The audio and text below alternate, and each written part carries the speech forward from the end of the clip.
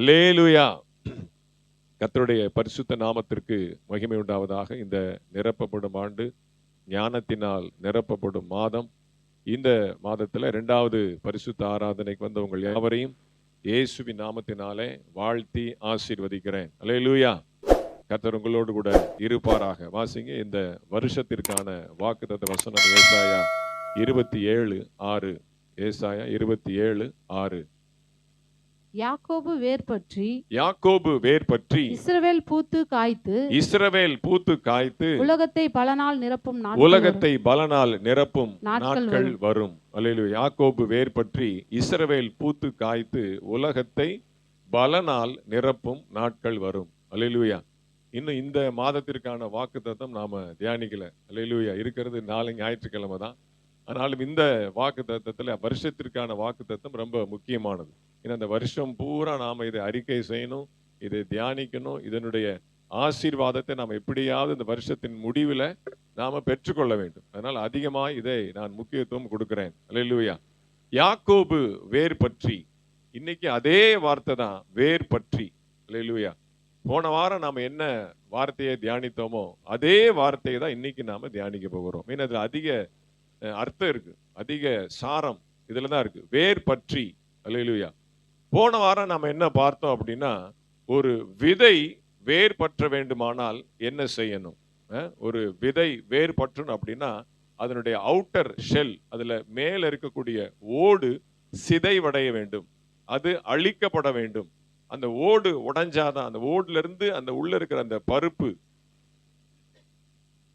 அந்த உள்ளான விதை வெளியில வந்து மண்ணோட அது வேர் பற்றுனாதான் என்ன பண்ண முடியும், அது முளைக்க முடியும், அது துளிர்க்க முடியும் அப்படின்னு பார்த்தோம். அப்ப அந்த புதிய ஆத்துமாக்களுக்குரிய அது வார்த்தை. அல்லேலூயா. இன்னைக்கு நாம வளர்ந்த ஆத்துமாக்களுக்கு பார்க்க போறோம். அல்லேலூயா. நான் கர்த்தருக்குள்ளே தேறி இருக்கிறேன், நான் ஞான ஸ்நானம் எடுத்து இத்தனை நாள் ஆச்சு, இத்தனை வருஷம் நான் சபைக்கு போகிறேன் அப்படின்னு சொல்றவங்களும் என்ன பண்ணணும்? வேர் பற்றணும். புதிய ஆத்துமாக்கள் அந்த பாவம் என்கிற அந்த ஓட்டை உடைத்து கொண்டு அவங்க என்ன பண்ணணும்? வெளியில வரணும். தங்களை மூடி இருக்கிற பாவத்தை விட்டு அவங்க வெளியில வந்தாதான் அந்த விதை என்ன பண்ண முடியும்? மண்ணோட உறவாடி அந்த ஈரத்தை பற்றி கொண்டு வேர் வெளியில வருவதற்கு உதவியார். சில நேரங்களில நல்ல வளர்ந்த மரங்கள் கூட என்ன ஆகுது அப்படின்னா கனி கொடுக்காம போயிருக்கு, அதுக்குரிய பலனை கொடுக்காம போயிருக்கு. இந்த கிராமப்புறத்துல எல்லாம் பாத்தீங்கன்னா இந்த முருங்கை மரம் காய்க்கல அப்படின்னா செருப்பு தூக்கி போட்டுப்பாங்க, விளக்கமாறு செருப்பு இதெல்லாம் போட்டுப்பாங்க. சில பேர் பாத்தீங்கன்னா விளக்கமாத்த வச்சு அடிப்பாங்க மரத்தை. ஏன்னா எங்க பாட்டி எல்லாம் செய்வாங்க, என்ன விளக்கமாத்து கொண்டு மரத்தை அடிக்கிறீங்க அப்படின்னு கேட்டா, அப்பனாதான் அதுக்கு உரைக்கும். பாரு காய்க்குதா பாரு, அப்பா மரம் மாதிரி இருந்துகிட்டு இருக்கு, மரம் தானே அது, மரம் காய்க்க மாட்டேங்குது, அதுக்கு உரைக்கணும், அதுக்கு புத்தி வரணும் அப்படின்னு அதை அடிக்கிறேன் அப்படிம்பாங்க. பாருங்க, மரத்துக்கு கூட என்னது அடிச்சா புத்தி வருது. அல்லேலூயா. இப்போ நாம மரம் மாதிரி வளர்ந்துருக்கோம், நெடுன்னு வளர்ந்துட்டான் பாரு, தென்னை மரம் மாதிரி பனை மரம் மாதிரி வளர்ந்துட்டான் அப்படிம்பாங்க. அப்ப என்ன சொல்றாங்க? ஆளும் வளரணும், அறிவும் வளரணும். அல்லேலூயா. அப்போ ஆள் மேல வளர்றான், அறிவு என்ன இருக்கு? உள்ள மூளைக்குள்ள புத்திக்குள்ள இருக்கு. அந்த அறிவு வளர்ந்தாதான் என்ன பண்ண முடியும்? அந்த வளர்ச்சிக்கான அந்த முதிர்ச்சிக்கான அந்த குணம் வெளியில தெரியும். அப்ப சில பேர் இப்ப நம்ம இத்தனை வருஷமா ஆலயத்துக்கு வரோம், இத்தனை வருஷமா நம்ம கர்த்தரை ஆராதிக்கிறோம், இத்தனை வருஷமா எத்தனையோ பிரசங்கத்தை கேட்கிறோம். ஆனா சில நேரத்துல நாம என்ன பண்றது இல்ல? கனி கொடுக்கறது இல்ல, பலன் கொடுக்கறது இல்லை. இன்னும் சொல்ல போனா கர்த்தர் எதிர்பார்க்கிற அளவுக்கு நாம என்ன பண்றது இல்ல? பலன் கொடுக்கறது இல்ல. அவர் என்ன விரும்புகிறார் அதன்படி நாம் என்ன பண்றது இல்ல? நடக்கிறது இல்ல. அப்ப என்ன அர்த்தம்? எங்க பிரச்சனை இருக்கு? அல்லேலூயா. வேர்ல தான் பிரச்சனை இருக்கு. அல்லேலூயா. சில நேரம் நம்முடைய வேர்கள் என்ன பண்றோம்? தளர விட்டுறோம், லூஸ் பண்ணிடுறோம். அல்லேலூயா. மண்ணோட அந்த வேர் பற்றி பிடிக்காதபடிக்கு என்ன பண்றோம்? அந்த மண்ணுக்கும் வேருக்குமான அந்த உறவை நாம் என்ன பண்ணிடுறோம்? துண்டித்து விடுகிறோம். அப்போ நமக்கும் வேர் பற்ற வேண்டியது அவசியம். வளர்ந்த தேவனுடைய பிள்ளைகளுக்கும் வேதத்திலும் சத்தியத்திலும் உபதேசத்திலும் பல ஆண்டுகளாக வளர்ந்தவர்களுக்கும் வேர் பற்ற வேண்டியது அவசியம். விதைக்கு மட்டுமல்ல, மரமும் வேர் பற்ற வேண்டும். அதைத்தான் நாம இன்னைக்கு பார்க்க போறோம். வாசிங்க லூக்கா சுவிசேஷம் 3வது அதிகாரம் 9வது வசனம். லூக்கா 3:9. இப்பொழுதே ஆ, கோடாரியானது ஆ, மரங்களின் வேர் அருகே வைத்திருக்கிறது. ஆ. இப்பொழுதே கோடாரியானது மரங்களின் வேர் அருகே வைத்திருக்கிறது.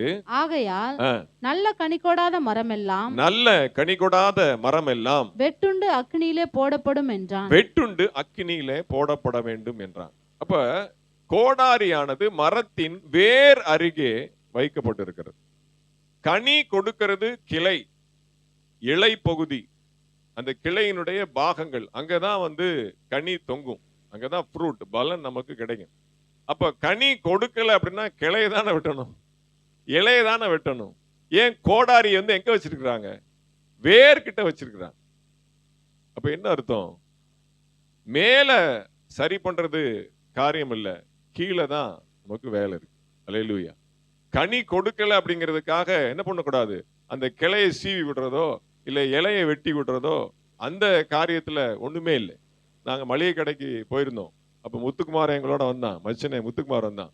கட்டி பெருங்காயம் வேணும், கட்டி பெருங்காயம் வேணும். என்னடா கட்டி பெருங்காயம் வேணும்? எதுக்குடா பெருங்காயம்? நீ சமையலுக்கு உனக்கு சம்பந்தமே இல்லையே, நீ சாப்பிடுவ, அடுப்பங்கரைக்கு போக மாட்டியே, உனக்கு எதுக்கு கட்டி பெருங்காயம் அப்படின்னா, இல்ல மாமா வேருக்கு உரம் போடணும், கட்டி பெருங்காயம் போட்டாதான் வேர் நல்லா பிடிக்கும், மரம் வளரும், நல்லா காய் காய்க்கும் அப்படின்னு சொல்றாங்க. பாருங்க, பெருங்காயத்தை வாங்கி எங்க போடுறாங்க?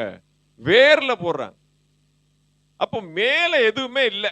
நீங்க என்னதான் நீங்க அதை பெயிண்ட் அடிச்சாலும் சரி, பாலிஷ் பண்ணாலும் சரி, மேல அப்படியே தண்ணியா இறைச்சு ஊத்துனாலும் சரி, கிளையிலையோ இலையிலையோ தண்டுலையோ எதுவுமே இல்லை.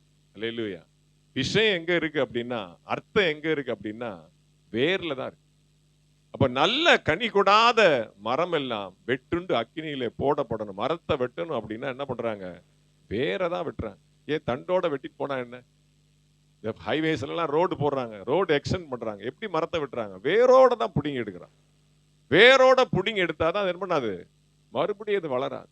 வெறும் மேல மட்டும் வெட்டிட்டா பிரயோஜனம் இல்லை. அப்ப என்ன பண்றாங்க? வேரோட வெட்டுறாங்க. அப்ப வெட்டுவதற்கும் வேர் பிடுங்கப்படணும், அது வளருவதற்கும் கனி கொடுப்பதற்கும் அதுக்கு சாரம் எங்க, ஊட்டச்சத்து எங்க போடணும் அப்படின்னா வேர்ல தான் போட வேண்டியது. அப்ப வளர்ந்த மரம் கனி கொடுப்பதற்கும் நாம் என்ன பண்ண வேண்டியிருக்குது?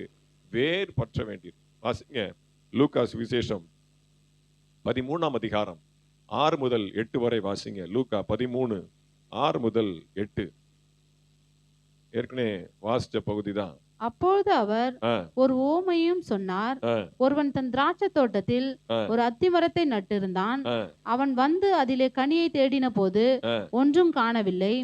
அப்பொழுது அவன் தோட்டக்காரனை நோக்கி, இதோ 3 வருஷமாய் இந்த அத்தி மரத்திலே கனியை தேடி வருகிறேன், ஒன்றையும் காணவில்லை. இதை வெட்டி போடு, இது நிலத்தையும் ஏன் கெடுக்கிறது என்றான். அதற்கு அவன், ஐயா, இது இந்த வருஷமும் இருக்கட்டும், 2026 இருக்கட்டும், நான் இதை சுற்றிலும் கொத்தி எரு போடுவேன். கனி கொடுத்தால் சரி, கொடாவிட்டால் இனிமேல் இதை வெட்டி போடலாம் என்று சொன்னான். அப்ப என்ன பண்றான் அந்த தோட்டக்காரன்? எஜமானுக்கு ஒரு கேரண்டி கொடுக்கறான். 1 வருஷம் எக்ஸ்டென்ஷன் கொடுங்க, 1 வருஷம் இதுக்கு என்ன பண்ணுங்க, தவணை நீட்டித்து கொடுங்க, இதுக்கு வாய்தா கொடுங்க, இந்த 1 வருஷம் அதுக்கு எக்ஸ்டெண்ட் பண்ணுங்க, அதுக்கு நான் கேரண்டி. நான் என்ன பண்ண போறேன் அப்படின்னா, அதை சுத்தி கொத்தி எரு போடுவேன். அல்லேலூயா. இவன் எரு எங்க போடுறான்? கட்டி பெருங்காயத்தை எங்க போடுறான்? வேர்ல தான் போடுறான். அல்லேலூயா. அப்ப இவனுடைய டார்கெட்டும் வேர் தான், தோட்டக்காரனுடைய டார்கெட்டும் வேர் தான், வெட்டி எடுக்கிறனுடைய டார்கெட்டும் வேர் தான். அல்லேலூயா. அப்ப அதை சுத்தி கொத்தி எரு போடுவேன். கனி கொடுத்தால் கொடுக்கட்டும், கொடுக்காவிட்டால் நீங்க சொல்ல வேண்டாம், நானே அதை காலி பண்ணிடுறேன். இது எச்சரிக்கையான ஒரு வார்த்தை. அல்லேலூயா. இப்ப நாம என்ன பண்ண போறோம்?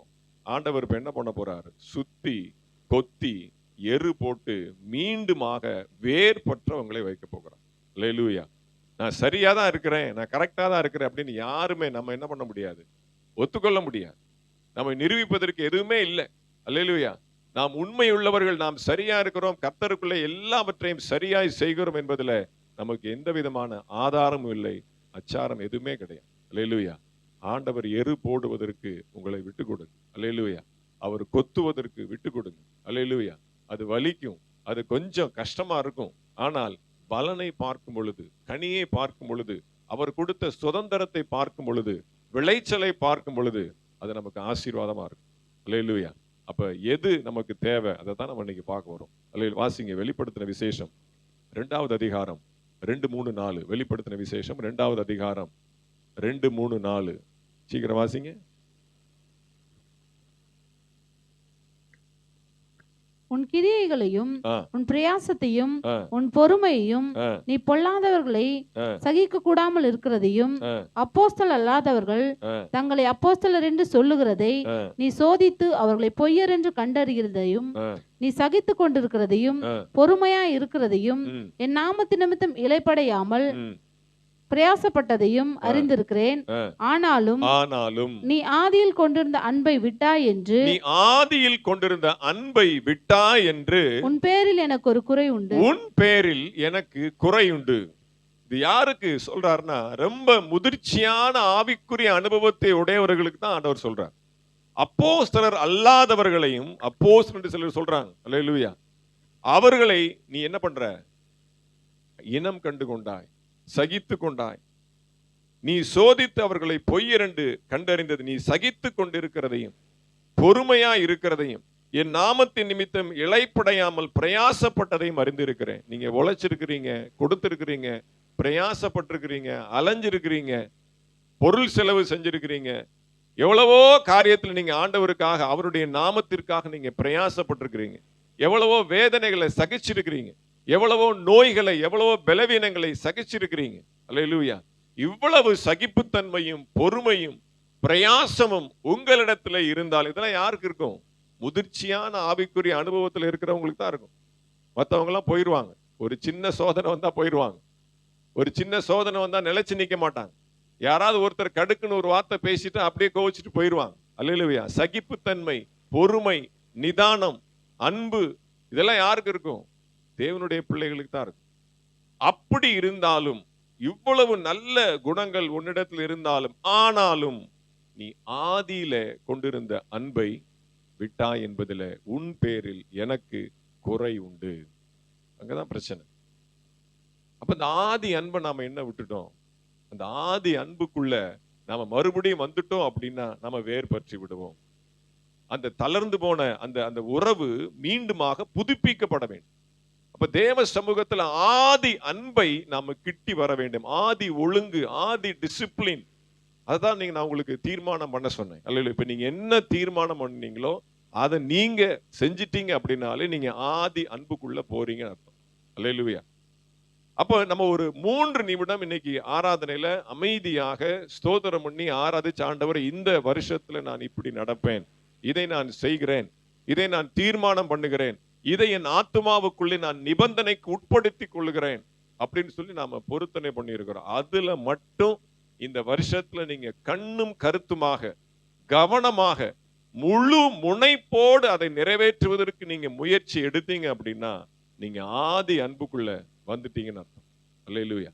அப்ப அந்த ஆதி அன்புக்குள்ள தேவ சமூகத்துல நான் முதல்ல எப்படி வந்தோம், ஆண்டவரை ஏற்றுக்கொள்ளும் போது நம்முடைய உள்ள எப்படி இருந்தது.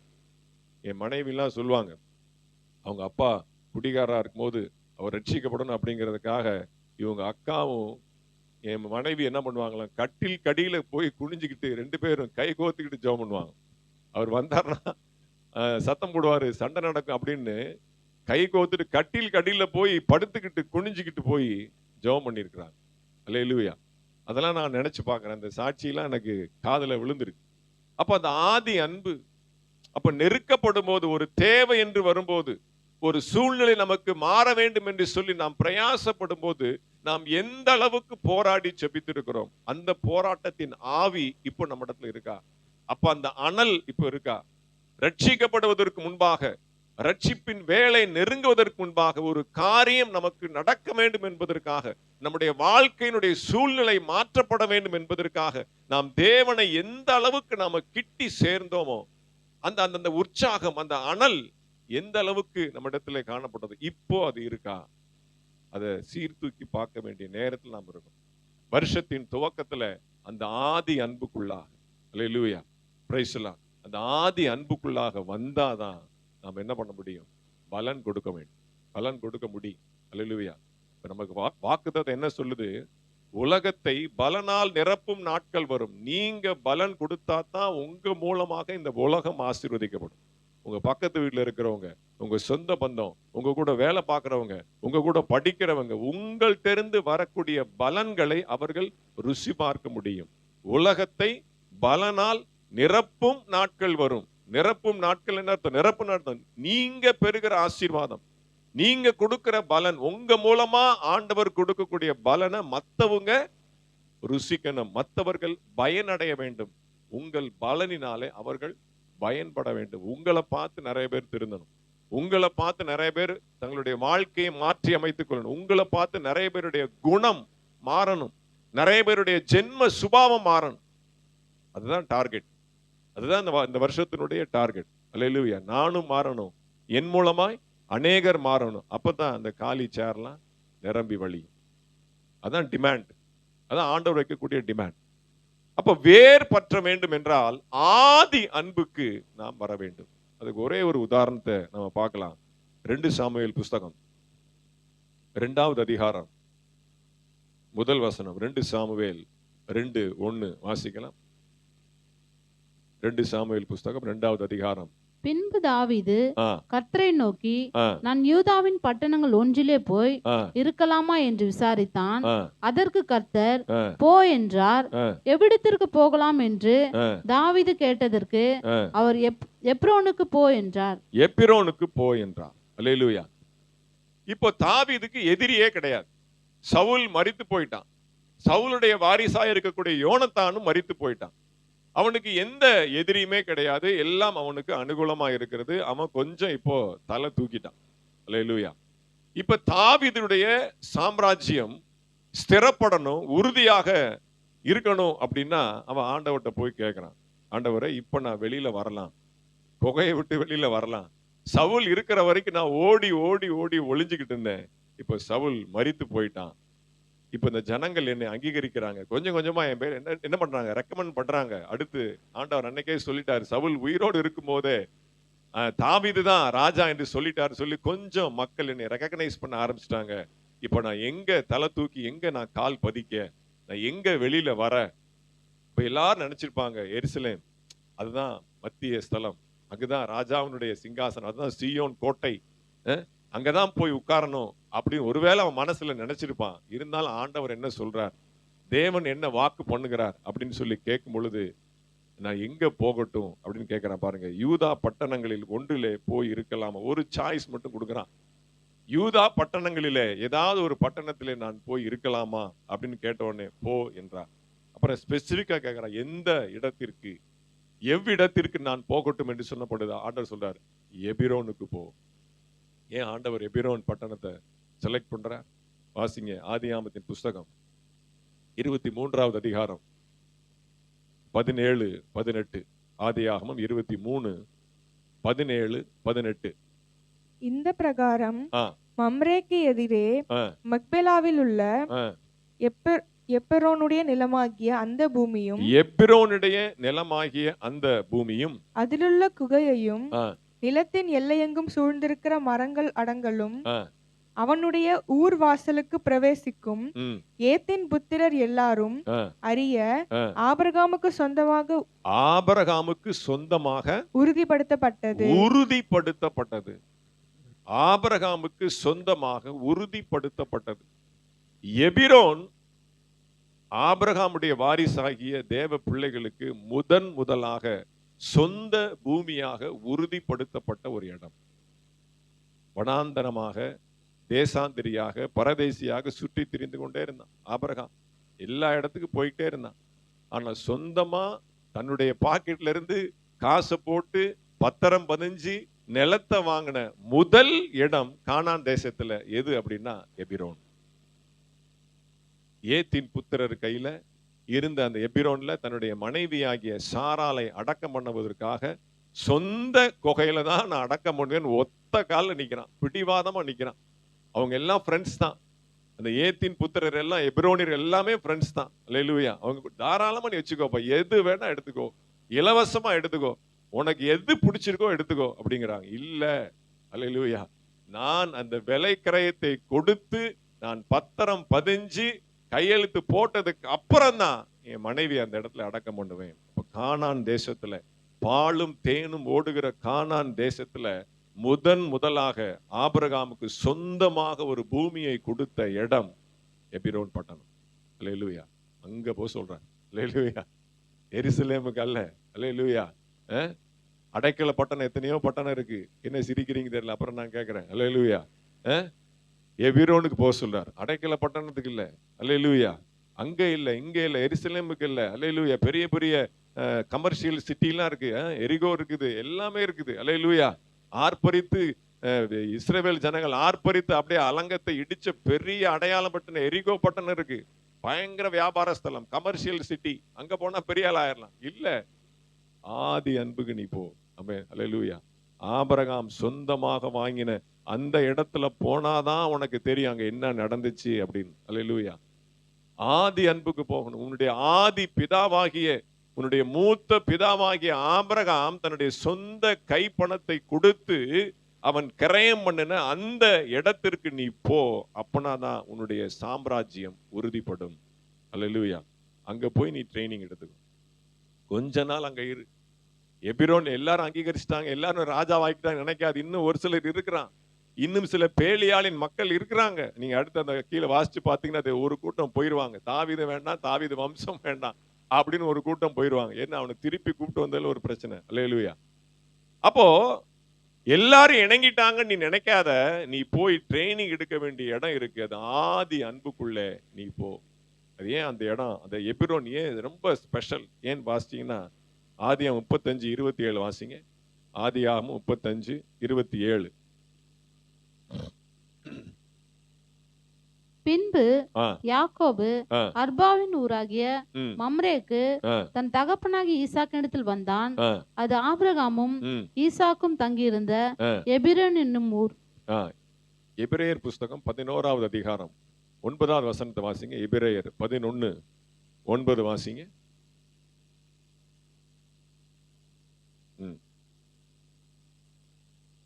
விசுவாசத்தினாலே அவன் வாக்குத்தத்தம் பண்ணப்பட்ட தேசத்திலே பரதேசி போல சஞ்சரித்து அந்த வாக்குத்தத்தத்திற்கு உடன் சுதந்திரராகிய ஈசாக்கோடும் யாக்கோபோடும் கூடாரங்களிலே குடியிருந்தான்.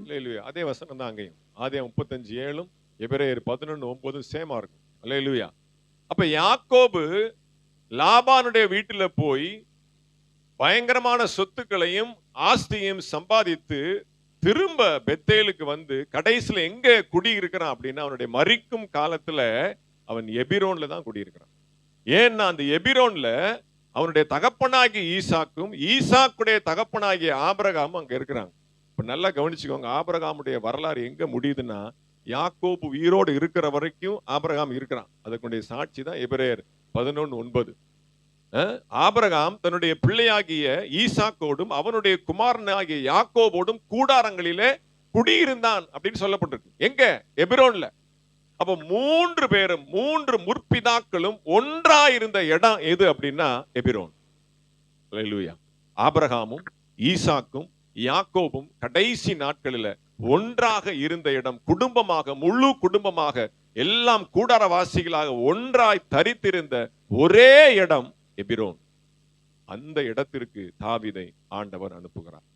முற்பிதாக்கள் இருந்த இடத்துல என்ன நடந்திருக்கு, அங்க சுற்றி இருந்த மக்கள் என்ன பேசுறாங்க, அவங்க நடவடிக்கை என்ன, அவங்க எப்படி அந்த முற்பிதாக்களை பற்றி கொண்டிருக்கிறாங்க, அந்த எபிரோன்ல போய் நீ கேட்டாதான்ப்பா தெரியும். ஆபிரகாம் என்ன பண்ணாரு, ஈசாக்கு என்ன பண்ணாரு, யாக்கோபு என்ன பண்ணாரு, அவங்க குடும்பம் எப்படி இருந்துச்சு, அவங்க எப்படி கர்த்தருக்குள்ள இணைஞ்சு வந்தாங்க, யாக்கோபுக்கு வந்த பிரச்சனை எல்லாம் என்ன, எல்லா சரித்திரமும் எபிரோன்ல தான் உனக்கு சொல்லப்படும். அல்லேலூயா. அங்க போய் நீ நல்லதையும் தெரிஞ்சுக்கணும், கெட்டதையும் தெரிஞ்சுக்கணும், எல்லா எதிர்வினையும் தெரிஞ்சுக்கணும். அப்பனா தான் இவ்வளவு சமஸ்த இஸ்ரவேலை நீ என்ன பண்ண முடியும், மேய்க்க முடியும், இன்னும் எல்லைகளை விசாலமாக்க முடியும். அல்லேலூயா. தன்னுடைய பிதா ஆபிரகாம் அந்த இடத்துல தன்னுடைய சொந்த கிரயம் பண்ணி வாங்கினா பாருங்க, அந்த இடத்துல போய் நீ கால் பதிச்சாதான் இன்னும் அநேக இடங்களை நீ வாங்க முடியும். இன்னும் இஸ்ரவேல் யுத்தம் செய்ய வேண்டிய நாடுகள் ஏராளம். அல்லேலூயா. சாலமோன் தேவனுடைய ஆலயத்தை கட்டுவதற்கு ஆண்டவர் வாக்கு பண்ணினார். தாவீதுக்கு என்னன்னா, இஸ்ரவேலின் எல்லைகளை விரிவாக்க. தாவீதினுடைய காலத்துல அநேக யுத்தங்கள், அநேக போர். அவனுடைய காலத்துல இஸ்ரவேலுடைய எல்லைகள் விரிவாக்கப்பட்டது. அப்ப எல்லை விரிவாக்கப்பட வேண்டும். நம்முடைய ஆவிக்குரிய எல்லை விரிவாக்கப்பட வேண்டும். நம்முடைய ஆவிக்குரிய ஓட்டம் விரிவாக்கப்பட வேண்டும். அப்படின்னா நம்முடைய வேர் எங்க அப்படின்னா ஆதி ஸ்தலத்திலே நாம் வர வேண்டும். ஆதி அன்புக்குள்ளாக வர வேண்டும். ஆதியிலே நாம் தேவனோடு எப்படி நாம் உறவாடி கொண்டிருந்தோமோ, ஹல்லேலூயா, முற்பிதாக்களோடு அவன் எப்படி தன்னுடைய சாம்ராஜ்யத்தை நாட்டுவதற்கு என்னென்ன காரியங்களை எபிரோனிலே தாவீது கற்றுக்கொண்டான் என்று சொல்லி நமக்கு தெரியாது. அவனுடைய ஆவிக்கும் அவனுடைய உள்ளத்திற்கு மட்டும்தான் தெரியும். அதே போல ஆதி அன்புக்குள்ளாக நாம் கடந்து வரும் பொழுது நம்முடைய விசாலம் அதிகமாகும், நம்முடைய எல்லை அதிகமாகும். நம்ம குறுகிய வட்டத்தில் இருக்க போறது ஆண்டவர் வாக்கு பண்ணி இருக்கிறார் தீர்க்க தரிசனமாக, உலகத்தை பலனால் நிரப்பும் நாட்கள் வரும். இன்னைக்கு நல்லா ஒரு தீர்மானம் பண்ணிக்கோங்க. இன்னைக்கு நல்லா உள்ளத்தின் ஆழத்துல ஒரு பாடத்தை நீங்க கற்றுக்கொள்ளுங்க. இன்னைக்கு நீங்க ஆதி அன்புக்குள்ளாக நீங்க வந்தீங்க அப்படின்னா 31ஆம் தேதி டிசம்பருக்குள்ள அநேகர் ஃபாரின் போயிட்டு வந்துருவீங்க. அல்லேலூயா, அல்லேலூயா. அநேகர் வெளிநாடுகளுக்கு கால் வைப்பீங்க. எல்லைகளை தாண்டி, கடல்களை தாண்டி, சமுத்திரத்தை தாண்டி, பட்டணங்களை, தேசங்களை தாண்டி நம் மூலமாக உலகத்தை பலனால் நிரப்பும் நாட்கள் இந்த 2026ல வரும். அல்லேலூயா. இந்த விசுவாசம், இந்த வாக்குத்தத்தம், இந்த தீர்க்க தரிசனம் நிறைவேற வேண்டும் என்றால் இந்த ஆராதனையில நாம் தீர்மானிக்க வேண்டிய ஒரு முக்கியமான விஷயம், நான் ஆதி அன்புக்குள்ளாக கடந்து வருவேன். அல்லேலூயா, அல்லேலூயா. அந்த ஆதி அன்புக்குள்ளாக நீங்க வந்தீங்க அப்படின்னா இந்த வருஷத்திற்குரிய வாக்குத்தத்தம் நமக்கு பலிக்கும். அல்லேலூயா. என்னுடைய ஆதி அன்பு என்ன, அதைத்தான் நான் இன்னைக்கு பிரசங்கத்துல சொல்ல போறேன். முதல்ல என்னுடைய ஆதி அன்பு எப்படி இருந்தது அப்படின்னா அதிகாலை ஜெபம். ஆமென். அதிகாலையில நான் அதிகமாய் ஆண்டவரை தேடி இருக்கிறேன். இப்போ கொஞ்ச நாள் அது கொஞ்சம் வரும், திடீர்னு மறைஞ்சிரும், வரும், மறைஞ்சிரும். அப்போ அந்த அதிகாலையிலே ஆண்டவரை தேடுகிறது தான் எனக்குரிய அந்த அன்பு. எனக்கு தெரிஞ்சதான் நான் சொல்ல முடியும். நான் ஆண்டவருக்குள்ள எப்படி அந்த ஆதி அன்பை நான் பெற்றுக்கொண்டேன் அப்படிங்கிறத நான் என் அனுபவத்தை நான் உங்களுக்கு இன்னைக்கு சொல்லுகிறேன். உங்களுக்கு என்னென்னலாம் இருந்துச்சோ அதெல்லாம் நீங்க லிஸ்ட் போட்டு என்ன பண்ணுங்க, நீங்க மறுபடியுமா அந்த ஸ்தலத்துக்கு வாங்க. அந்த ஆதி அன்புக்கு நீங்க வந்தீங்க அப்படின்னா ஆண்டவர் உங்களுக்கு பெரிய அற்புதங்களை செய்வார். இப்ப அதிகாலையில ஆண்டவரை தேடுகிறதுனால என்னென்ன காரியம் நமக்கு நடக்கும் அதைத்தான் நம்ம இன்னைக்கு பார்க்க போறோம். வாசிங்க 2 தெசலோனிக்கேயர் புஸ்தகம் 2வது அதிகாரம் 3வது வசனம். 2 தெசலோனிக்கேயர் 2:3. எவ்விதத்தினாலும் ஒருவனும் உங்களை மோசம் போக்காதபடிக்கு எச்சரிக்கையாயிருங்கள். ஏனெனில் விசுவாச துரோகம் முந்தி நேரிட்டு கேட்டின் மகனாகிய பாவ மனுஷன் வெளிப்பட்டால் ஒழிய அந்த நாள் வராது. நம்முடைய வாக்குத்தத்தம் என்ன? 2 தெசலோனிக்கேயர் 2ஆம் அதிகாரம் 3ஆம் வசனம். எடுத்துட்டீங்களா? இந்த லிங்க் கரெக்டா வரணும். எடுத்துட்டீங்களா? பக்கம் 284. எவ்விதத்தினாலும் ஒருவனும் உங்களை மோசம் போக்காதபடிக்கு எச்சரிக்கையா இருங்கள். ஏனெனில் விசுவாச துரோகம் முந்தி நேரிட்டு கேட்டின் மகனாகிய பாவ மனுஷன் வெளிப்பட்டால் ஒழிய அந்த நாள் வராது. நமக்கு வரும் நாட்கள் வரும், இங்கே நாள் வராது. அல்லேலூயா. உலகத்தை தன் பலனால் நிரப்பும் நாட்கள் வரும், இங்கே நாள் வராது. அப்படியே ஆப்போசிட்டா இருக்கு. அல்லேலூயா. அப்ப இந்த வசனத்துக்கு நாம என்ன அர்த்தம் இங்க சொல்ல வரணும்? இது சாத்தானை குறித்து, பிசாசை குறித்து சொல்லப்பட்டிருக்கு, அந்தி கிறிஸ்துவை குறித்து சொல்லப்பட்டிருக்கு. பாவ மனுஷனாகி அந்த கேட்டின் மகன் உலகத்துல வர்ற வரைக்கும் உலகத்தினுடைய முடிவு இருக்காது. அவன் வந்துட்டானா எல்லாம் அவனுடைய கையில போயிடும், அவனுடைய அதிகாரத்துல, அவனுடைய கண்ட்ரோல்ல போயிடும். சபை இருக்காது, சுவிசேஷம் இருக்காது, ஞானஸ்நானம் இருக்காது, ரட்சிப்பு இருக்காது, ஒண்ணும் இருக்காது. அல்லேலூயா.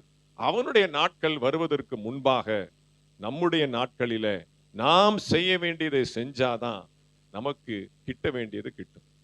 அப்ப பாவ மனுஷன் வெளிப்பட்டால் ஒழிய, அப்ப அந்தி கிறிஸ்து ஸ்பெஷலா வானத்துல இருந்தோ இல்ல எங்க இருந்தோ டொம்முன்னு அப்படியே குதிக்கிறது இல்லை. அல்லேலூயா. இங்க இருந்தா ஒருத்தன் எழும்புறான், மனுஷன்ல இருந்தா ஒருத்தன் எழும்புறான். நல்ல மாதிரிதான் இருக்கிறான், ஜனங்களுக்கு நன்மை செய்யற மாதிரிதான் இருக்கிறான், உலகத்துக்கெல்லாம் சமாதானத்தை சொல்ற மாதிரிதான் இருக்கிறான், ஆலயத்தை கட்டி கொடுக்கறேன் அப்படிங்கிறான். அல்லேலூயா. அவன் எங்க இருந்தோ வர்றதில்ல, எல்லாம் மனுஷன் மாதிரியே இங்கதான் பூமியில பிறந்து இங்கதான் ஒருத்தன் அந்தி கிறிஸ்துவாக மாறுகிறான். அப்ப அதே நாம பாடமா எடுத்துக்கொள்கிறோம். அப்ப என்ன அப்படின்னா நாம தான் நம்முடைய மனசுக்குள்ள இருக்கிற ஒரு பாவ மனுஷன் வெளியில வரணும். அல்லேலூயா. அவன் உள்ள இருக்கிற வரைக்கும் பிரச்சனை தான். அவன் வெளியில வந்துடணும். அவன் என்னைக்கு வரானா வரட்டும், அது அந்தி கிறிஸ்து என்னைக்கு வரானா வரட்டும். அதுக்கு முடிவு ஒரு காலம் இருக்கு. அல்லேலூயா. நாம என்ன பண்ணக்கூடாது, பாவ மனுஷனை உள்ள சுமந்துகிட்டே நாம அலையக்கூடாது. அல்லேலூயா. அவன் வெளிப்பட வேண்டும். அவனை பிதிக்கி வெளியில எடுக்கணும். அவனை உள்ள வச்சுக்கிட்டோம் அப்படின்னா நாம கர்த்தருக்குரிய காரியத்தை செய்ய முடியாது. அல்லேலூயா. ஆவியானவர் உள்ள இருக்க வேண்டிய இடத்துல, ஆவியானவர் நம்மை நடத்த வேண்டிய இடத்துல, அந்த பாவ மனுஷனாகிய பிசாசு உள்ள இருந்து அவன் சிங்காசனம் போட்டு அவன் அமர்ந்து கொண்டு நம்மை இயக்குவானானால் பலன் கொடுக்க வேண்டிய நாட்கள் நமக்கு வராது. அதை நமக்கு சாதமா எடுத்துக்கிறேன், நமக்கு எச்சரிக்கையா எடுத்துக்கிறேன். அல்லேலூயா.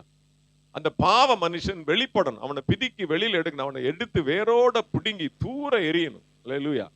அப்படியே கடல்ல தூக்கி எரியணும். பன்றிகளை ஆண்டவர் அப்படியே கடல்ல அனுப்புன மாதிரி என்ன பண்ணணும், அவனை வெளிப்பட கொண்டு வெளியில எடுக்கணும். அது எங்க அவன் பதுங்கி இருக்கிறான் அப்படின்னா, சங்கீத புஸ்தகம் 63வது அதிகாரம் 1வது வசனத்தை வாசிங்க. சங்கீதம் 63:1.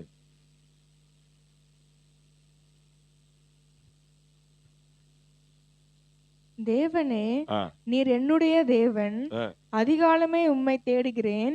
வறண்டதும் விடாய்த்ததும் தண்ணீரற்றதுமான நிலத்திலே என் ஆத்துமா உம்மேல் தாகமா இருக்கிறது.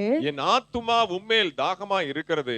என் மாம்சமானது உம்மை வாஞ்சிக்கிறது. என் மாம்சமானது உம்மை வாஞ்சிக்கிறது. ஒண்ணுக்கு ஒண்ணுக்கு சம்பந்தம் இல்லாத மாதிரி இருக்கும். நான் எடுக்கிற வசனம் ஒவ்வொன்றுக்கு ஒண்ணு சம்பந்தம் இல்லாத மாதிரி இருக்கும். நான் உங்களுக்கு சம்பந்தப்படுத்துறதை நீங்க கூர்ந்து கவனிச்சாதான் நீங்க புரிஞ்சுக்கொள்ள முடியும்.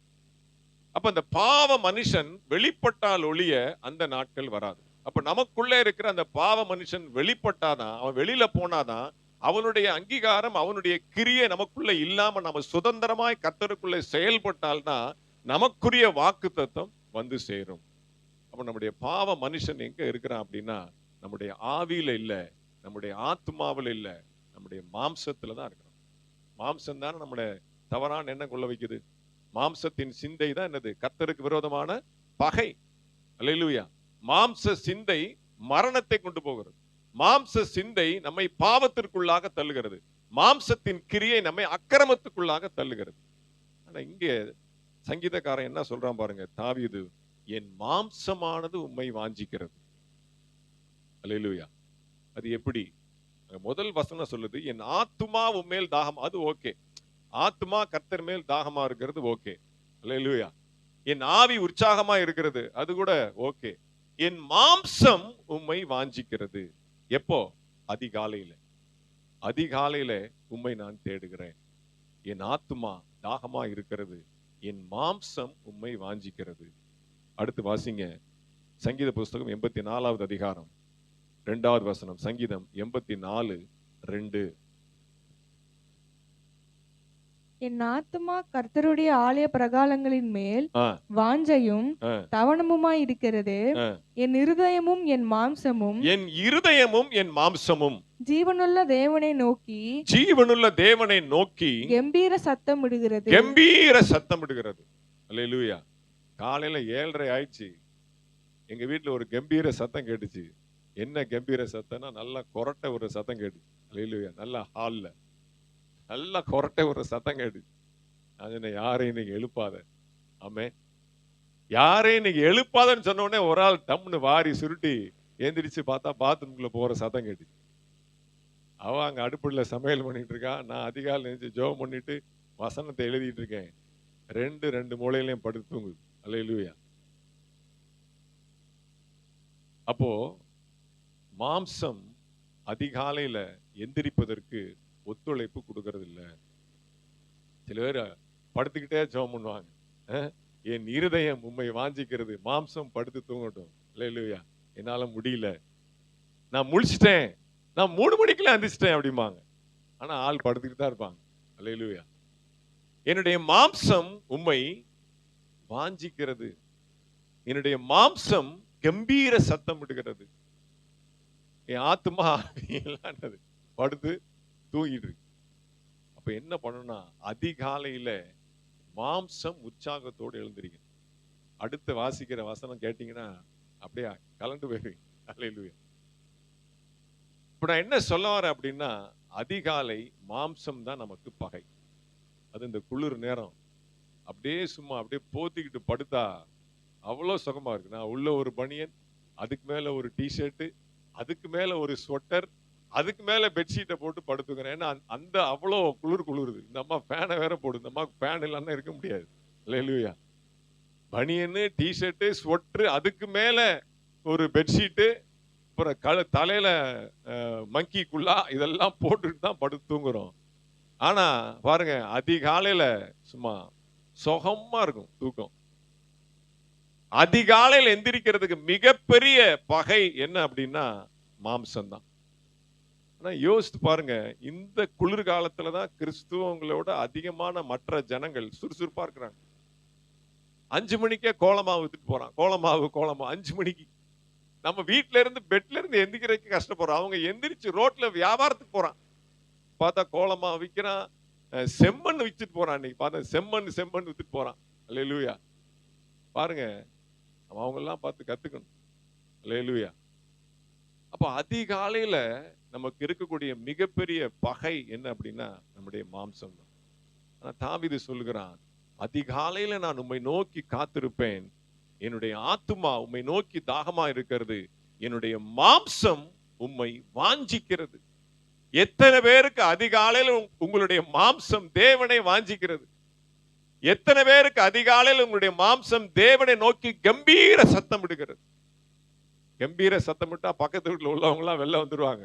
அது வேற விஷயம். உங்களுடைய உள்ளான சத்தம் அதிகாலையிலே உரத்த சத்தத்தோட பிறனுக்கு சொல்லக்கூடிய ஆசீர்வாதம் சாபம் அப்படின்னு பைபிள் இருக்கு. அதிகாலை எந்திரிச்சுட்டு அப்படியே ஓன்னு கத்தி ஜெபம் பண்ணா அது அடுத்தவங்களுக்கு என்னவா? சாபம். அதிகாலையில அமைதியா தான் ஜெபம் பண்ணணும். ஒருவேளை நீங்க வனாந்தரத்துல காட்டுல இருக்கிறீங்க, நீங்க என்ன கத்துக்கிறதுனால யாருக்கும் எந்த தொந்தரவு இல்லை, நீங்க கத்தலாம். ஆண்டவர் அப்படிதான் வனாந்தரத்துல போய் உரத்த சத்தத்தோட கண்ணீரோடு ஜெபம் பண்ணார், விண்ணப்பம் பண்ணார் அப்படின்னு. அல்லேலூயா. அப்போ அதிகாலையில எந்திரிச்சு அந்த மெல்லி அந்த சத்தத்தை உங்களுடைய இருதயத்திற்கும் ஆண்டவருக்கும் கேட்கிற அளவுக்கு, உங்கள் ஆத்மாவுக்கு கேட்கிற அளவுக்கு அதிகாலையில எழுந்து ஜெபிக்கிற பழக்கம் ரொம்ப முக்கியம். அதான் ஆதி அன்பு.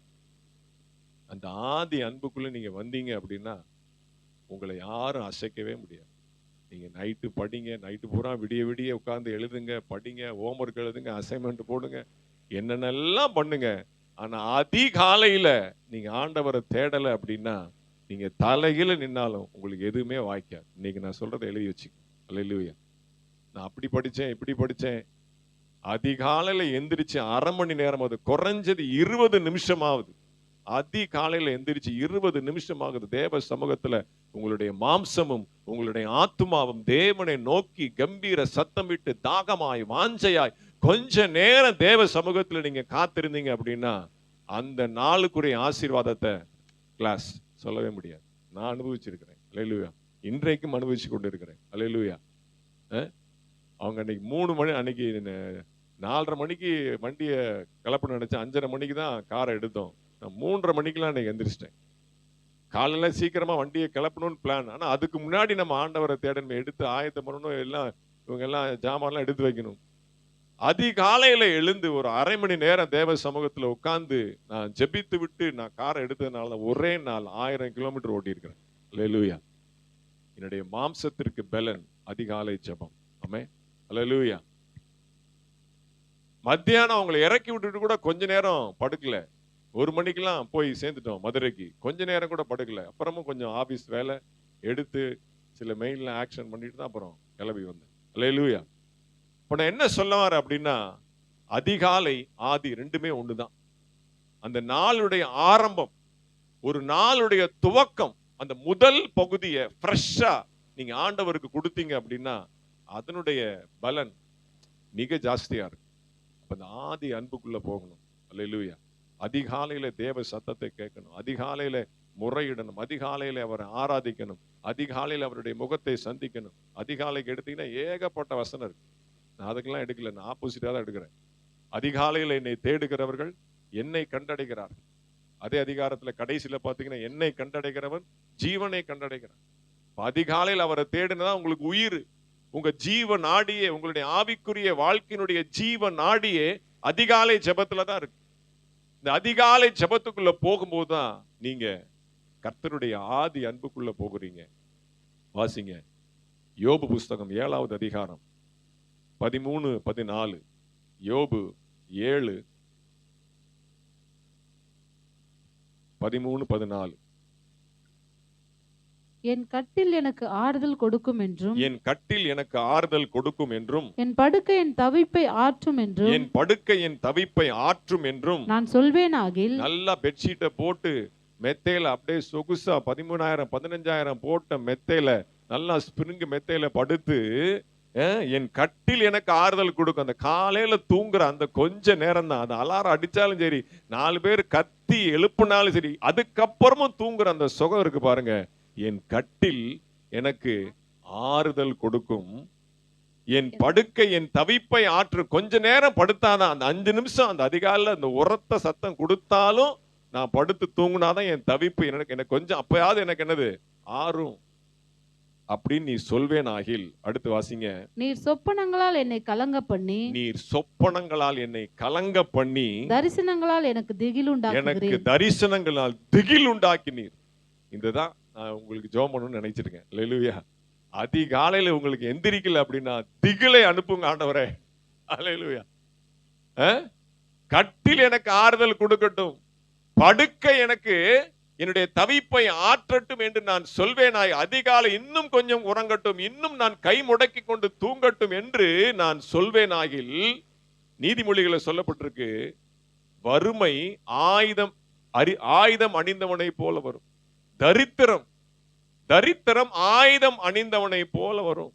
அல்லேலூயா. இங்கே சொல்லப்பட்டிருக்கு, அப்படி நான் இருப்பேன், கட்டில இருப்பேன், மெத்தை தான் எனக்கு ஆறுதல், அதுதான் எனக்கு தவிப்பை நீக்கும் அப்படின்னா, ஆண்டவரே அதிகாலையில சொப்பனங்களினாலும் தரிசனங்களினாலும் எனக்கு திகில் உண்டாக்குகிறீர். திகில், திடார்னு, ஐயோ என்னாச்சு, இந்த கிணத்துக்குள்ள விழுகிற மாதிரி நான் கண்டனே, ஐயோ நெருப்பு பத்தி எறிகிற மாதிரி இருக்குதே, இல்லை யாரும் என்னை கத்தி எடுத்து குத்துற மாதிரி இருக்குதே. அல்லேலூயா. இனி அப்படித்தான் ஆண்டவர் எழுப்ப போறார். நான் சொல்லிட்டேன், இனி யாரும் எழுப்பாத. நம்ம எழுப்புனா என்ன ஆகுது அப்படின்னா, அது ஒரு பழக்கமாயிருது. இப்ப அவங்களா அந்த சுயத்துல எழுப்புனாதான் அவங்களுக்கு அந்த மைண்டு எல்லாமே வேலை செய்யும். எழுப்புனா என்ன ஆகுது, திடீர்னு அப்படியே ஒரு மாதிரி கொலாப்ஸ் ஆயிடுறாங்க. நல்லா ஆழ்ந்து கொரட்டை விட்டு தட்டி எழுப்புனா என்ன ஆகும், அந்த தப்பை நீ யாரும் செய்யாது, எந்த பிள்ளைகளுக்கு செய்யாது. ஸ்கூலுக்கு போகலையா, போகாம இருக்கட்டும். அல்லேலூயா. கிளம்பலையா, படுத்துங்கட்டும். எப்போ எந்திரிக்கிறாங்களோ எந்திரிக்கட்டும். பரீட்சையா, பரவாயில்ல இருக்கட்டும். எப்போ எந்திரிக்கிறாங்களோ இருக்கட்டும். இந்த வசனம் தான் நீ கிரியை செய்யும். அல்லேலூயா. சொப்பனங்களும் தரிசனங்களுத்தினால் என்னை திகில் உண்டாக்குகிறீர். அப்படியே அரண்டு உரண்டு அப்படி எந்திரிங்க. பெட்ஷீட்டை தூக்கி போட்டு கட்டெல்லாம் உடைஞ்சி மெத்தையெல்லாம் கிழிஞ்சு தலைவாணியெல்லாம் பறந்து பஞ்செல்லாம் பறக்கிற மாதிரி திகில் வந்துதான் அவங்கள இனி எழுப்பணும். அல்லேலூயா. அந்த இடத்துக்கு போகாதபடி அல்லேலூயா நீங்களா அவங்களுடைய மாம்சத்தை செட் பண்ணுங்க. இத்தனை மணிக்கு எந்திரிப்பேன். ஒவ்வொரு பரிசுத்தவான்களும் மூப்பர்களும் எவ்வளவோ அதிகாலை ஜெபத்தை குறித்து சொல்றாங்க. இத்தனை மணிக்குள்ள எந்திரிக்கிறேன்னா அவர் பாஸ்டரே கிடையாது. இத்தனை மணிக்கு மேல எந்திரிக்கலன்னா விசுவாசியே கிடையாது. இத்தனை மணிக்கு மேல எந்திரிக்கணும் மனுஷனே கிடையாது அப்படிங்கிறாங்க. நாங்க போன பாஸ்டர்ஸ் ட்ரைனிங். நான் டயத்தெல்லாம் சொல்ல விரும்பல, ஏன்னா அதிகாலைன்றது ஒவ்வொருத்தருக்கும் ஒவ்வொரு டிஃபரன்ஸ். அல்லேலூயா. காலையிலேம்பாங்க, 7 மணிக்கு காலைம்பாங்க, அதிகாலைம்பாங்க. அப்படிலாம் இல்லை, உங்க வசதிக்கு வச்சுக்கோங்க. உங்களுக்கு எது அதிகாலையோ நீங்க 10 மணி அதிகாலையோ ரைட் வச்சுக்கோங்க. நல்ல சூரியன் வந்தாதான் எனக்கு அதிகாலை, 12 மணி தான் எனக்கு வச்சுக்கோங்க. அல்லேலூயா. நான் டைமே சொல்ல விரும்பல. அப்போ திகிலும் பயமும் கலக்கமும் நடுக்கமும் உண்டாக்குகிறீர். எதை பற்றி கொண்டிருந்தா, படுக்கையையும் கட்டிலையும் அப்படியே கட்டி பிடிச்சு தலைவாணியும் கட்டி பிடிச்சு படுத்துக்கிட்டு இருந்தா என்ன வருமா? திகிலும் நடுக்கமும் பயங்கரமான சொப்பனங்களும் தரிசனங்களும் வரும். ஆண்டவர் இன்னைக்கு எச்சரிக்கையா சொல்றார். அதெல்லாம் வர்றதுக்கு முன்னாடியே லேசா முழிப்பு தட்டும் போது எந்திரிச்சிருங்க. எந்திரிக்கிறோம், லைட்டை போடுறோம், பேசுறோம், அங்க அடுப்பு எரியுது, குக்கர் சத்தம் கேட்குது, அவ்வளோ தட்டாப்புடான்னு வேலை நடந்துட்டு அப்படியும் பாத்தீங்கன்னா கம்பீர சத்தத்தோட படுத்து தூங்குறான். அல்லேலூயா. என்ன டயர்டு, நைட்டு பூரா ஏன் அப்படி படிக்கிறீங்க? நேரம் இல்லைதான் எனக்கு தெரியுது. அவ்வளோ பெரிய கொரட்டை. அல்லேலூயா. நான் என்ன சொல்றேன் அப்படின்னா, தயவு செய்து இன்னைக்கோட அதை முடிச்சிருங்க. நீங்க எந்திரிச்சோட என்ன ஆகும், டப்ப டப்ப டப்பட்டா எந்திரிப்பீங்க, பல்ல விளங்க, குடு குடு குடுன்னு அடுத்த வேலை. அந்த நாள் பாத்தீங்கன்னாலே அதே டென்ஷன்ல தான் இருக்கும். நீ அதிகாலை எந்திரிச்சு தேவ சமூகத்தில் அமைதியா சமாதானமா பொறுமையா ஜெபம் பண்ணி அடுத்து நீ யோசிச்சு செஞ்சீங்கன்னா கரெக்டா இருக்கும். இந்த லேட்டா எந்திரிச்சிங்கன்னா என்ன ஆகும் அப்படின்னா படபடபடன்னு தான் இருக்கும். எல்லாமே அப்படியே ஜபர்தஸ்தா ஃபாஸ்டா தான் இருக்கும். என்ன செய்யறதுன்ற யோசிக்கிறதுக்கு நீங்க டைமே கொடுக்கறது இல்லையே. அப்ப என்ன ஆகுது? எல்லாமே கொலாப்ஸ். அல்லேலூயா. பொறுமையா நிதானமா அடுத்தடுத்து யோசிச்சு செய்யும்போது நமக்கு எல்லா காரியத்தையும் ஆண்டவர் வாய்க்க பண்ணுவார். வாசிங்க ஏசாயா புஸ்தகம் 35வது அதிகாரம் 3வது வசனம். ஏசாயா 35:3. தளர்ந்த கைகளை திடப்படுத்தி தள்ளாடுகிற முழங்கால்களை பலப்படுத்துங்கள். தள்ளாடுகிற முழங்கால்களை பலப்படுத்து. அல்லேலூயா. அப்ப அந்த மண்ணுக்கும் அந்த வேருக்குமான உறவு தளர்ந்து போயிடுச்சு. அதிகாலையில தேவனை தேடுகிற அந்த அன்பு தளர்ந்து போயிடுச்சு. ஆண்டவர் சொல்ற அதை பலப்படுத்துங்க. தளர்ந்து போன கைகளையும் தள்ளாடுகிற முழங்கால்களையும் பலப்படுத்துங்க. அதிகாலையில எந்திரிச்சு முழங்கால நில்லுங்க. அதிகாலையில எந்திரிச்சு உங்களுடைய சுத்தமான கைகளை வானத்துக்கு நேராக ஏறிடுங்க. அல்லேலூயா. ஜெபத்துல அதிகாலையில எந்திரிச்சு ஆண்டவர் சமூகத்துல பேசுங்க. உங்களுடைய மாம்சம் வாஞ்சிக்கட்டும். உங்களுடைய மாம்சம் தேவனை நோக்கி கம்பீர சத்தமிடட்டும். இனி அந்த தளர்ந்து போன அந்த ஆவிக்குரிய ஜீவியத்தை எடுத்து கட்டுங்க. இப்ப அது ஒரு தீர்மானம் எடுங்க. நீங்க என்ன தீர்மானம் எடுத்தீங்க தெரியல. நான் அடிஷனலா ஒன்று சொல்றேன். நீங்க செஞ்சு பாருங்க. அப்ப தெரியும் அதனுடைய ஆசீர்வாதம். யோபு 14:7 முதல் 9 வரை. ஒரு மரத்தை குறித்தாவது நம்பிக்கையுண்டு, அது வெட்டி போடப்பட்டாலும் திரும்ப தழைக்கும், அதன் இளங்கிளைகள் துளிர்க்கும், அதன் வேர் தரையிலே பழையதாகி, அதன் அடிக்கட்டை மண்ணிலே செத்தாலும் தண்ணீரின் வாசனையினால் அது துளிர்த்து இளம் மரம் போல கிளை விடும். அப்போ ஒரு மரத்திற்குரிய மிகப்பெரிய ஒரு குணம் ஒரு காரியம் என்ன அப்படின்னா, அது எவ்வளவு வெட்டி போடப்பட்டாலும், அது எந்த அளவுக்கு வெட்டி போடட்டால் திரும்பி தழைக்கும், அதன் இளங்கிளைகள் துருக்கும். ஒரு மரத்திற்குரிய மிகப்பெரிய முக்கியமான ஒரு சாராம்சம், மிகப்பெரிய ஒரு குணம் என்ன அப்படின்னா, அதனுடைய வேர் தண்ணீர் வாசனையை பிடிச்சிட்டா போதும். தண்ணீருடைய வாசனை, தண்ணீர் எங்க இருக்கு அப்படின்னு சொல்லி அதை நோக்கி அந்த வேர் தன்னுடைய அந்த முளையை அப்படியே நகர்த்தும் போது பாத்தீங்கன்னா அது மறுபடியும் துளிர்த்துடும். அப்போ அந்த தண்ணீரின் வாசனைக்குள்ள நீங்க போகணும் அப்படின்னா அதிகாலையில ஜெபம் பண்ணணும். உங்களுடைய ஆவிக்குரிய அந்த வேர் துளிர்க்கணும் அப்படின்னா ஜீவ தண்ணீராகிய கிறிஸ்து அதிகாலையில உங்கள் மேல் ஊற்றப்பட வேண்டும். தண்ணியை மேல ஊத்தி நல்லா ஒரு செம்பு தண்ணியை ஊத்தி உங்களை எழுப்புறதை காட்டிலும் ஆவியானவர் உங்கள் மேல் ஊற்றுகிற அந்த பிரசன்ஸ்க்குள்ள நீங்க வரணும். அப்போ தண்ணீரின் வாசனையை நீங்கள் காண வேண்டும். அடுத்து சங்கீதம் 1:3 எல்லாருக்கும் தெரிஞ்ச வசனம். நீர்க்கால்களின் ஓரமாய் நடப்பட்டு தன் காலத்தில் தன் கனியை கொடுப்பான். அப்ப நீர்க்கால்கள் ஓரமாய் நடப்பட்ட மனுஷன் தான் அவனுடைய காலத்துல. நம்மளுடைய காலம் 2026.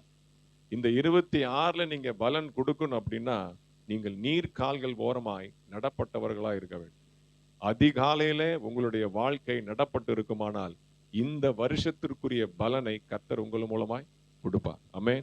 உங்கள் மூலமாய் நீங்க உங்க வாழ்க்கை மகிமைப்படுகிறது மூலமாய் அநேகர் பயன் பெறுவாங்க, அநேகர் நன்மையை பெற்றுக்கொள்வாங்க. நீதிமொழிகள் 12:12 வாசிங்க. நீதிமொழிகள் 12:12.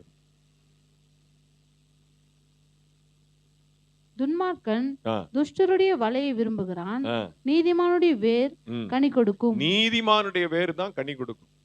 அல்லேலூயா. அப்ப நீதிமானுடைய வேர் கனி கொடுக்கும். நீதிமானாய் நாம் இருக்கிறோமா? அல்லேலூயா. நீதிமானாய் நாம் காணப்பட்டால்தான் நம்முடைய வேர் கனி கொடுக்கும்.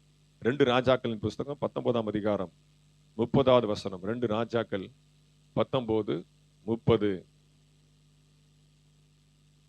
அடுத்த வசனம் தான் எல்லா எக்ஸ்பிளைன் சொல்லிட்டேன். இதெல்லாம் நீங்க குறிச்சு வச்சுக்கிட்டு யூதா வம்சத்தாரில் தப்பி மீந்திருக்கிறவர்கள் மறுபடியும் கீழே வேர் பற்றி மேலே கனி கொடுப்பார்கள். தப்பி மீந்திருக்கிறவர்கள். ஒருவேளை உங்களுக்குள்ள ஆண்டவருக்குள்ள வளரணும், ஆண்டவரை வாஞ்சிக்கணும் அப்படின்னு தப்பி மிஞ்சாவது ஏதாவது ஒரு மனசுல ஒரு எண்ணம் இருந்துச்சு அப்படின்னா, எப்படியாவது ஆண்டவருக்குள்ள வளரணுன்ற கொஞ்சம் ஒரு ஆசை, ஒரு நம்பிக்கை, ஆண்டவர் என் மூலமா பலன் கொடுக்கணும் அப்படிங்கிற ஏதாவது ஒரு விருப்பம் உங்களுக்குள்ள இருந்துச்சு அப்படின்னா தப்பி மீந்து இருக்கிறவர்கள் மறுபடியும் வேர் பற்றி நீங்க மறுபடியும் அதிகாலை ஜெபத்துல நான் ஜெபம் வைக்கணும்னு கிடையாது. இங்க சர்ச்சில் வச்சாதான் நான் எந்திரிச்சு வருவேன் அப்படின்னு கிடையாது. அல்லேலூயா. நீங்க வீட்டுல கூட என்ன பண்ணலாம்? ஜெபிக்கலாம். எல்லாம் மற்ற ஜனங்கள்லாம் ரோட்டுக்கே வந்துடுறாங்க, வேலைக்கே போயிடுறாங்க. அதிகாலையில 4 மணிக்கெல்லாம் பூ ஊத்துட்டு போறான். அல்லேலூயா. நம்ம 4 மணிக்கு கட்டிலோடு படுக்கையோடு உறவாடி கொண்டு இருக்கிறோம். ஆமே. அப்போ மறுபடியும் வேர் பற்ற வேண்டும். யாக்கோபு வேர் பற்றி இஸ்ரவேல் பூத்து காய்த்து உலகத்தை பலனால் நிரப்பும் நாட்கள் வரும் அப்படின்னா மீந்திருக்கிறவர்கள் மறுபடியும் வேர் பற்றி மேலே கனி கொடுப்பார்கள். வேர் பற்ற வேண்டும் என்றால் ஆதி அன்பாகிய அதிகாலை ஜெபத்துல உங்களை நிபந்தனைப்படுத்திக் கொள்ள வேண்டும். உங்கள் ஆத்துமாக்களை நிபந்தனைக்கு உட்படுத்திக் கொள்ள வேண்டும். அல்லேலூயா. வாசிங்க எரேமியா புஸ்தகம் 17வது அதிகாரம் 8வது வசனம். எரேமியா 17:8. இந்த பாட்டு பாடணும்ல, அதே அந்த வசனம் அதுல தான் இருக்கு. எரேமியா 17:8. அதுக்காக தான் அந்த பாட்டு கஷ்டப்பட்டு பாடினது. அவன் தண்ணீர் அண்டையிலே நாட்டப்பட்டதும் கால்வாய் ஓரமாய் தன் வேர்களை விடுகிறதும் உஷ்ணம் வருகிறதை காணாமல் இலை பச்சையாய் இருக்கிறதும் மழை தாட்சியான வருஷத்திலும் வருத்தமின்றி தப்பாமல் கனி கொடுக்கிறதுமான மரத்தை போல் இருப்பான். பாருங்க, அவன் தண்ணீர் அண்டையில நாட்டப்பட்டதும். தண்ணீர் அண்டையில நாட்டப்பட்ட ஒரு மனுஷன் தான் நீதிமான். என்ன கஷ்டம் வந்தாலும், மழை தாழ்ச்சியான நேரத்திலும், உஷ்ணம் வரக்கூடிய காலத்திலும், சோதனையிலும், வேதனையிலும், வியாதியிலும், கண்ணீரின் பள்ளத்தாக்கில நடந்து போனாலும் அதிகாலையில தேவனுடைய அன்பில நீங்கள் நாட்டப்பட்டவர்களாய் இருந்தீர்களானால் நீங்கள் தப்பாமல் கனி கொடுப்பீங்க. அந்த வார்த்தை முக்கியம். தப்பாமல், கேரண்டி, அஷூரன்ஸ். அதிகாலை ஜெபத்துல உங்களை நீங்க எப்படியாவது நீங்க உட்படுத்தி கொண்டீங்க அப்படின்னா நீங்கள் கனி கொடுப்பதில் எந்த விதமான சந்தேகமும் கிடையாது. தப்பாமல் கனி கொடுக்கக்கூடிய ஒரு தேவ பிள்ளைகளாக நீங்க இருப்பீங்க. கடைசியா ஒரு வசனத்தை வாசித்து நாம் ஜெபிக்க முடிக்க போறோம். கொலோசியர் புஸ்தகம் 2வது அதிகாரம் 6வது வசனம். கொலோசியர் 2:6. கொலோசியர். ஆகையால் நீங்கள் கர்த்தராகிய கிறிஸ்து இயேசுவை ஏற்றுக்கொண்டபடியே அவருக்குள் வேர் கொண்டவர்களாகவும் அவர் மேல் கட்டப்பட்டவர்களாகவும் அவருக்குள் நடந்து கொண்டு அவருக்குள் வேர் கொள்ளணும். சில பேர் அதிகாலையில் எந்திரிச்சு போன் நோண்டிட்டு இருப்பாங்க, பாத்திருக்கீங்களா? சில நேரம்லாம் அந்த ஸ்டேட்டஸ் யாரெல்லாம் பார்த்தாங்கன்னு தெரியும், பாத்திருக்கீங்களா? அதை நான் காலையிலாம் போய் பார்க்க மாட்டேன். சில பேர் நம்முடைய ஸ்டேட்டஸை எத்தனை மணிக்கு பார்க்குறாங்க, அந்த டைம் முதற்கொண்டு வரும். தெரியுமா தெரியாது உங்களுக்கு? கீழே கிளிக் பண்ணால் வரும் எத்தனை பேர் ஒவ்வொருத்தரும். சில பேர் பார்த்தீங்கன்னா அதிகாலையில் ஸ்டேட்டஸ் பார்த்துருக்குறாங்க, அடுத்தவங்க என்ன ஸ்டேட்டஸ் போட்டிருக்காங்க அப்படிங்கிறத 3 மணி 4 மணிக்கெல்லாம். அது யார்? எல்லாம் கிறிஸ்டின்ஸ் தான், மற்றவங்களாம் கூட கிடையாது. முக்காவாசி பேர் ஸ்டேட்டஸ் பார்க்கறது அதிகாலையில் தான்.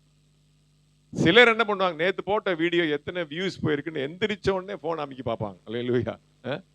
எத்தனை பேர் சப்ஸ்கிரைப் பண்ணியிருக்கிறாங்க, எத்தனை வியூஸ் போயிருக்கு, ஓடி நேத்து 11 மணிக்கு போட்டேனே, இப்ப எத்தனை போயிருக்கு. அதிகாலையில நீங்கள் அவருக்குள் வேர் கொண்டோம். அல்லேலூயா. மற்ற காரியத்துல போய் வேற வச்சிடக்கூடாது. நீ என்ன சமையல் பண்ணணும், என்ன பண்ணணும், அம்மாக்கு என்ன ஆச்சு, ஏதாச்சு எல்லாம் தூக்கி ஓரம் கட்டிடு. அல்ல, அதிகாலை எந்திரிச்ச உடனே ஆயத்தமாகி உடைய முகத்தை, அதிகாலைக்கு ஏகப்பட்ட வசனம் இருக்கு. அல்லேலூயா. ஆயத்தமாகி உடைய முகத்தை நான் தரிசிக்க போகிறேன். அல்லேலூயா. தாவீது சொல்லுகிறான். அப்போ அதிகாலையில எந்திரிச்சிட்டேன், நீங்க சொன்ன மாதிரி எந்திரிச்சிட்டேன். எந்திரிச்சு என்ன பண்ணீங்க? அதான் முக்கியம். அவருக்குள் வேர் கொண்டவராகி அவர் மேல் கட்டப்பட்டு அவருக்குள் நடந்து கொண்டு இருந்தாதான் நீங்க பலன் கொடுக்க முடியும். எல்லாரும் கண்களை மூடி நாம் ஜெபிக்க போவோம். அல்லேலூயா. கொஞ்ச நேரம் ஒப்பு கொடுங்க. நீங்க